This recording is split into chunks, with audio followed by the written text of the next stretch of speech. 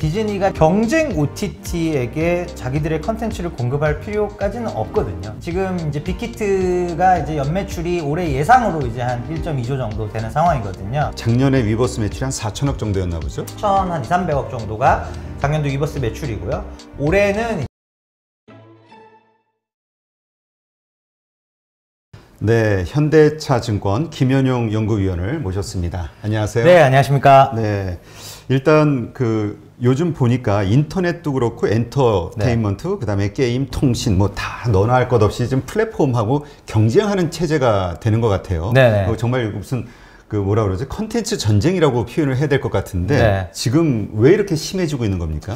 우선은 이제 모든 산업군이 모바일 플랫폼으로의 종속도가 상당히 강화되는 그림이에요. 그래서 뭐 쇼핑도 그렇고요. 이제 온라인 쇼핑 쪽으로 넘어가고 있고, 과거에는 우리가 드라마를 TV를 통해서 봤다면 이제는 OTT를 통해서, 영화를 영화관 가서 봤다면 이제는 넷플릭스에서, 이렇게 이제 모든 것들이 이제 모바일화가 되면서 플랫폼으로 종속되는 과정이고, 그렇다고 한다면 그 부분을 선점하고 싶은 어떤 기업들의 니즈들이 커지고 있는 상황입니다. 네, 일단 우리가 플랫폼, 그다음에 콘텐츠 이제 이렇게 표현을 한다면 여기에 해당하는 기업들 무엇을 생각하면 됩니까? 어디를? 일단은 기업으로 본다면은 우선 이제 컨텐츠라고 했을 때는 컨텐츠의 카테고리가 게임도 사실은 컨텐츠의 하나의 종류고요. 또 뭐 K-팝, 게임으로 본다면 이제 NC소프트, 넷마블, K-팝으로 본다면 이제 하이브, 뭐 SM, 그리고 또 뭐 드라마로 본다면 스튜디오 드래곤, 그다음 J 콘텐트리, 이렇게 볼 수 있는 거고요.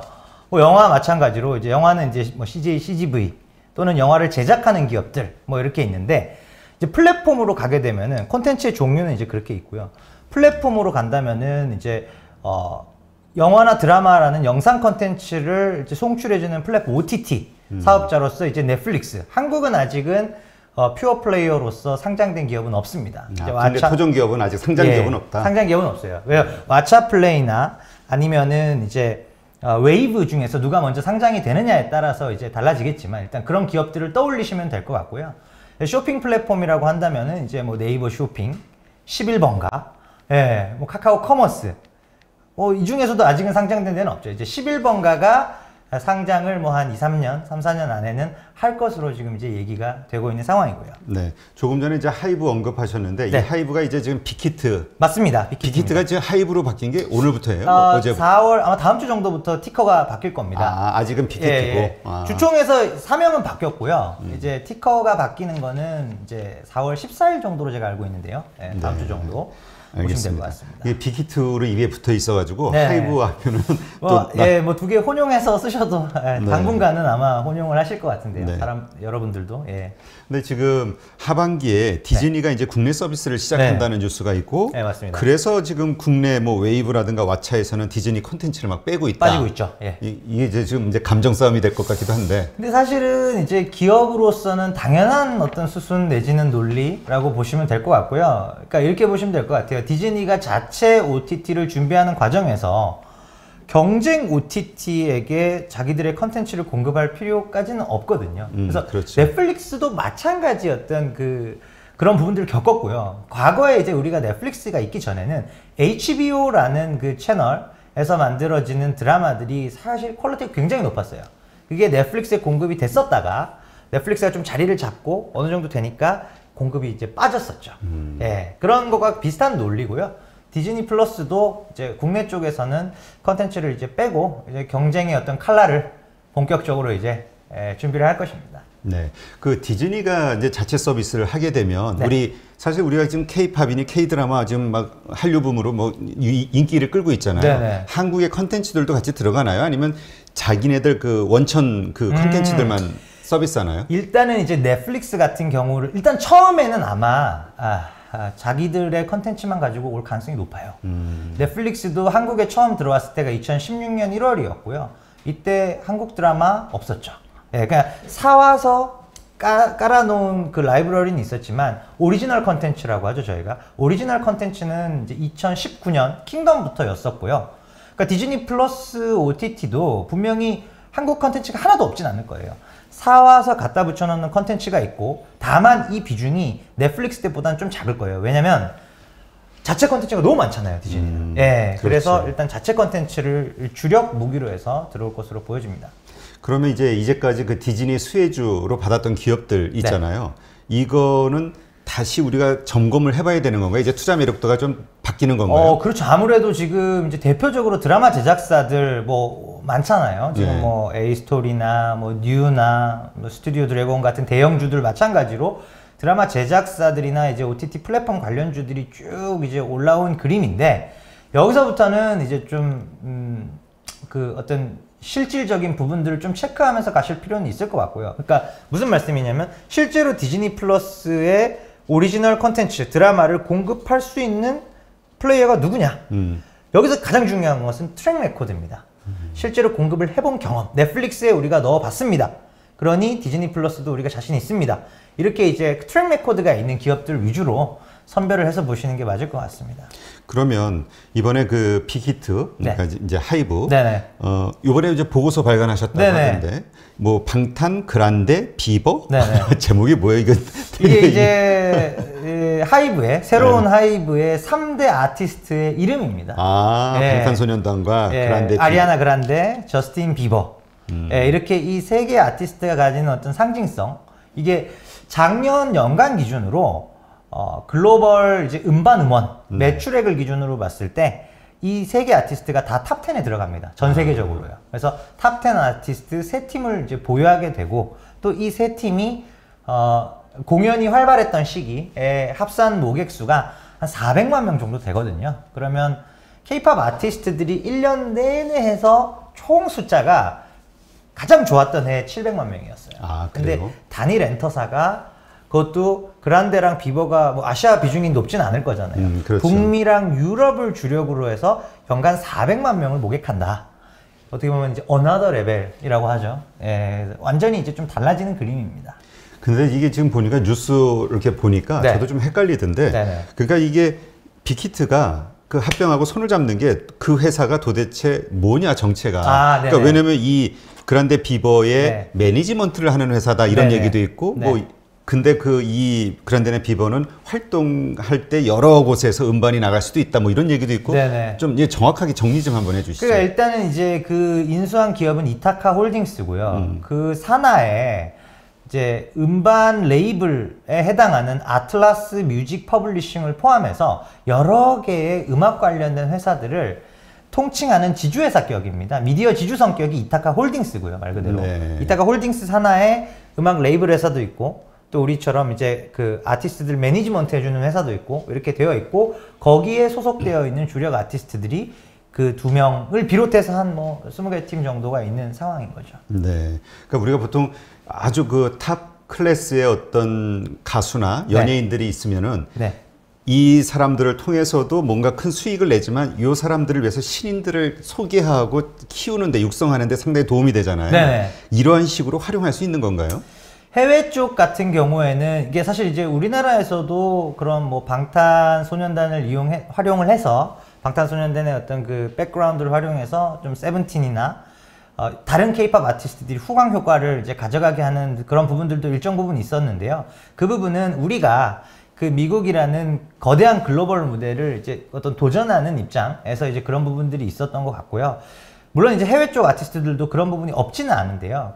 해외 그 뮤직 레코드사들의 어떤 주력 수익 구조는 결국은 음반과 음원을 퍼블리싱 함으로써 나오는 수수료 수익, 그쪽이 사실은 대부분이고요. 우리처럼 어떤 매니지먼트를 통해서 활발하게 뭐 내가 너희 그룹을 키웠으니까 이제 데뷔하고 나서 몇 년 동안은 우리 쪽에 굉장히 유리하게 배분을 하겠다.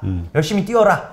그런 구조는 아닌 거죠. 근데 여기 댓글창에 어떤 분이 글을 써주신 게 뭐냐면, 그 저스틴 비버 과거에는 티켓 파워가 아주 크고 인기가 좋았지만 맞습니다. 지금은 뭐 저기 뭐죠? 뭐 이제 한물 간 거 아니냐. 정확한 지적이세요. 그러니까 이제 돈이 되겠느냐. 옛날엔 돈이 됐지만. 이게 이제 그란데 같은 경우에는 보시면 2019년까지도 모객 수가 좀 나왔어요. 상당히 어떤 티켓 파워가 있는데, 말씀하신 대로 저스틴 비버는 한 16년, 17년 요때 이제 대규모 글로벌 투어를 했었었고, 그 뒤로는 조금 지금 뜸한 상황인데, 다만 이제 우리가 좀 힌트를 얻을 수 있는 부분은 작년도에 그래도 음반 음원 매출로는 10위의 이제 턱걸이로 랭크가 됐어요. 그란데가 8위, 방탄은 1위, 비버가 한 10위 정도 이렇게 했기 때문에 이제 공연 재개가 된다면 뭐 비버의 단독 공연도 우리가 물론 기대를 하겠지만 또 충분한 협업을 통해서 이 하이브 산하의 아티스트들이 같이 또 미국이나 유럽 무대를 방탄이 이미 그 클래스에 들어가 있기 때문에 충분히 좀 시너지를 낼 수 있지 않을까 이렇게 보고 있습니다.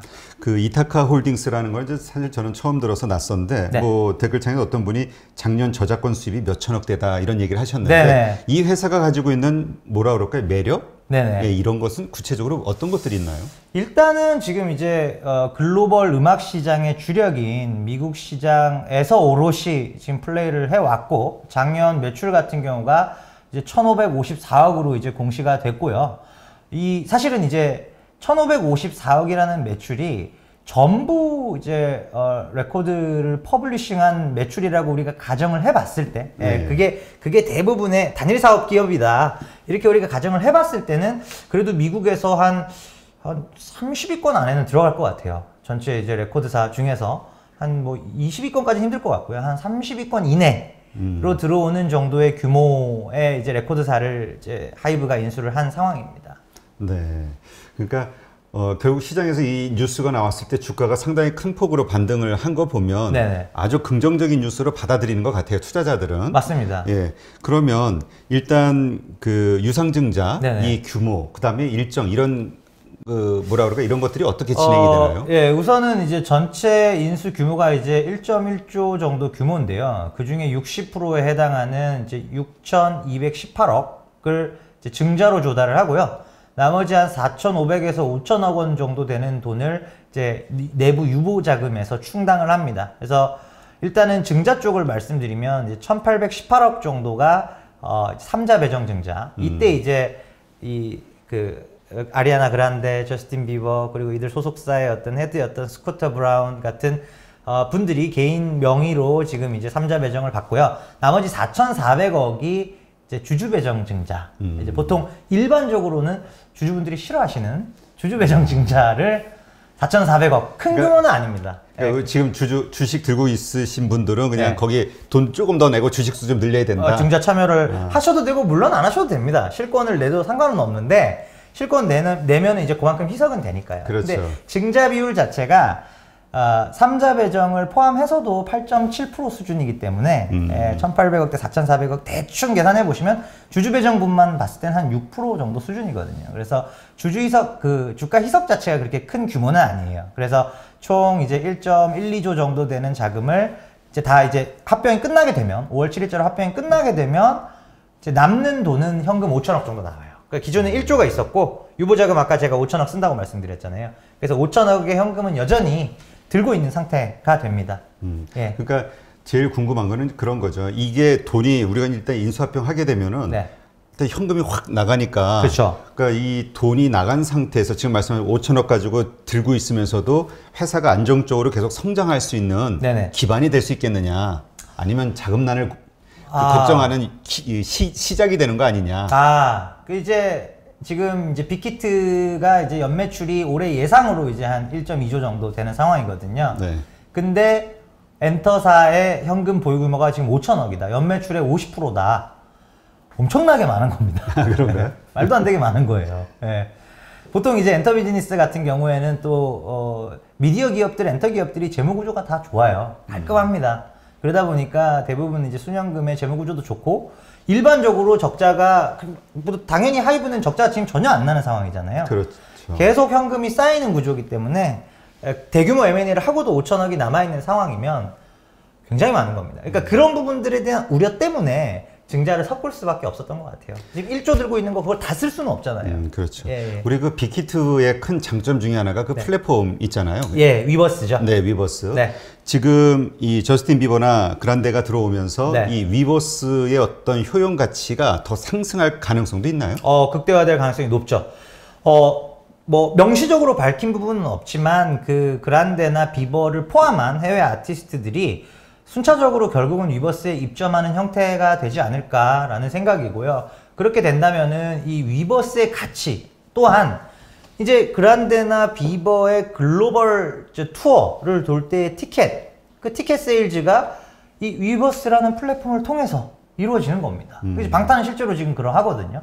그래서 물론 이제 이 부분은 제가 뭐 지금 현재로서 단언을 드리기는 어렵습니다만 어찌됐건 이타카 홀딩스가 하이브의 100% 자회사가 됐어요. 완전히 오롯이 합병을 해버리는 겁니다. 지분 인수가 아니라 완전히 내 거가 된 상황이기 때문에 그런 부분을 충분히 합리적으로 우리가 추정해 볼 수 있고, 그러면 하이브의 지금 볼륨이 기존의 아티스트들로 봤을 때 올해 하이브의 매출액은 최대한 5천억 정도까지 추산이 가능한 상황이거든요. 전체 하이브 매출의 한 40% 수준인 연 5천억 매출에 한 20에서 25%의 영업 마진을 보고 있었던 상황에서 이제는 이타카 홀딩스가 같이 들어온 것이죠.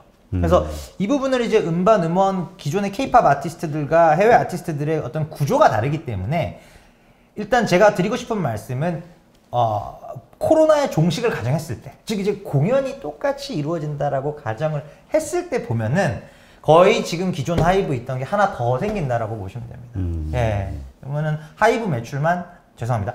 그 위버스 매출만 거의 한 1조 가까이 나올 수 있는 그런 포텐셜이 생긴다는 거죠. 지금 작년에 위버스 매출이 한 4천억 정도였나 보죠? 예, 그 정도 됐습니다. 아, 그러면 뭐 더블 이상이 될 수 있다는 가능성이 있는 건데. 예. 4천억 조금 안 됐었고요. 40% 정도 비중이었으니까 한 300억 정도가 작년도 위버스 매출이고요. 올해는 이제 최대한 5천억 선까지 지금 기존에 이타카 없이도 이제 그렇게 보고 있었던 상황에서 5월 7일자 합병이 끝나게 되면은 이제 향후 1년 정도를 바라봤을 때는 물론 이제 코로나 종식을 가정한 부분입니다. 실제 숫자는 다르겠죠.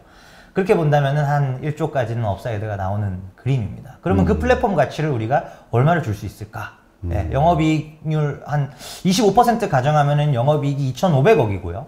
거기에 대해서 플랫폼 밸류에이션 뭐 40배, 50배. 그러면 그것만 10조, 12조 이렇게 이제 계산이 되는 상황인 거죠.